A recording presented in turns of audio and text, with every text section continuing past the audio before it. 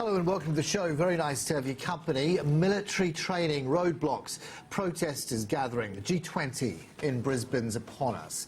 Will, though, there be any headway beyond what's already been reported when it comes to banking and international taxation reforms? And indeed, are those the issues that should be headlining as of most importance? Well, Robert Milbourne is Law TV legal contributor and partner at K&L Gates. He is live in the heart of the action, direct from our Brisbane studio. Rob, great to have you on the show.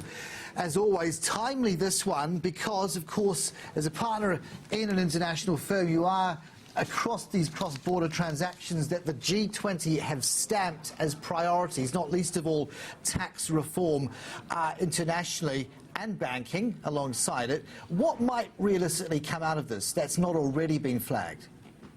Yeah, hi, Carson. Good to be back with you. And I think the G20 will have some positive new developments that haven't been flagged formally yet. And my understanding from speaking with a number of the senior advisors involved, both for the Australian leadership and others, is that we are likely to see something along the lines of a global infrastructure hub to be announced at the G20. This infrastructure hub likely to be based in Australia, one which would coordinate the financing, the flow of financing into major infrastructure projects around the world, and will give Australia an opportunity to take some leadership in an area which I feel is probably the area of our particular expertise, and that is in energy infrastructure and mining and natural resources. Well, that kind of gets us some way along the path, does it not, towards maybe bringing into that mix more reforms on mining. After all, that whole infrastructure story does scoop up inextricably what we see in mining and natural resources. Do you worry, Rob, that we're going to get sort of an overweight, though, focus on, central bank government banking analysis, the likes of BAL and Bank of International Settlement chatter that crowds out kind of what's important for Australia, which is the mining story still?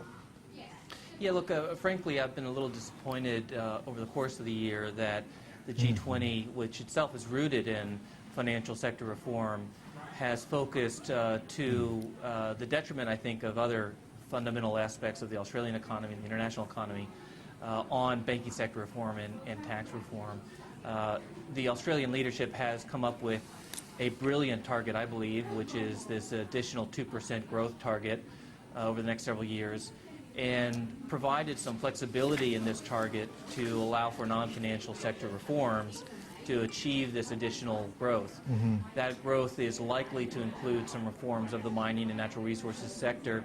One of the amazing factors to me, the Minerals Council of Australia has come up with a report recently suggesting that increasing the regulatory efficiency and reform of this sector, the mining sector, could increase national GDP by 4, 5, 8% over the next 10 years or so. That's a significant consequence, a consequence that could be replicated around the world, and I hope that we will learn over the course of the next few days that people will be taking, paying attention to the fact that the mining and natural resources sector is over 10% of global GDP, and something that requires some global governance focus. And that's the thing, because the backdrop to every bit of detail at this upcoming meeting is it's all about growth. We as governments collectively need to balance the books. How do we do that? How do we up our GDP, as you're just articulating? It seems, though, that inevitably they've boiled it down to a few narrow issues, and that's it. You're not going to get a more nuanced, if dare I say it, more laterally constructed perspective on it. Well, look, Carson, I don't know yet. I mean, clearly the G20 is an evolving organization. The UN came from nothing and has had importance over the last, 70, 80 years. We will see the organization like the G7 and now the G20 taking increasing roles in areas that haven't been where it historically played.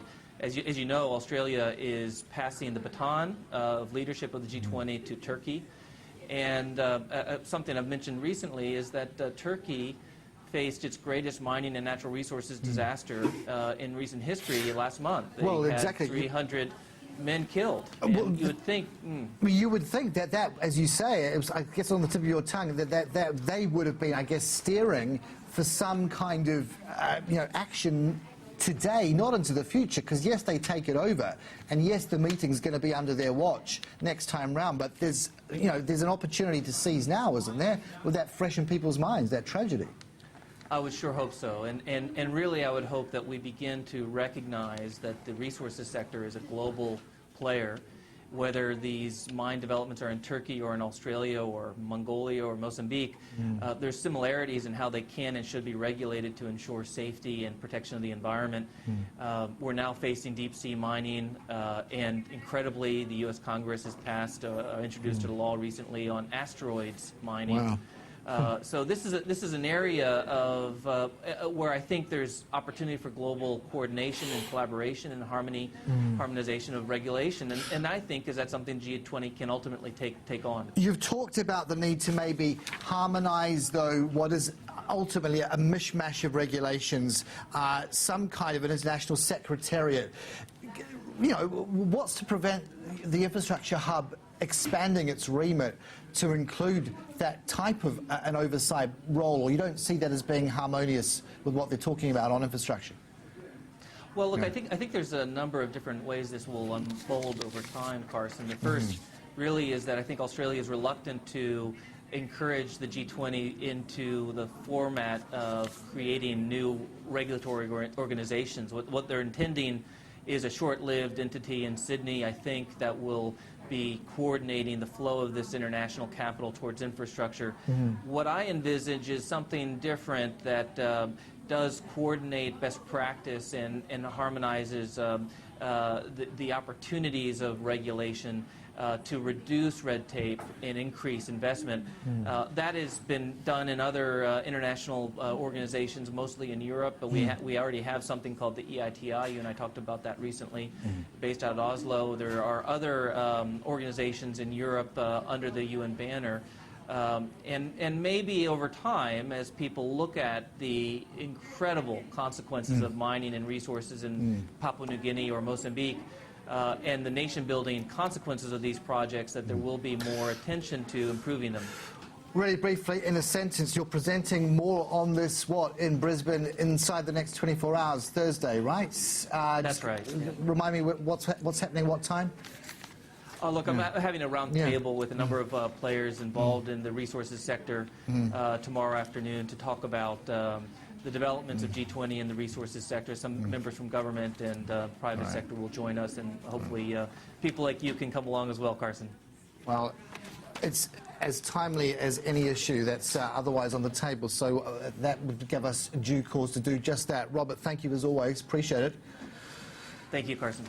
Law TV legal contributor and partner at K&L Gates there, Robert Milbourne. That's our show. We'll see you next week. G20 Aftermath.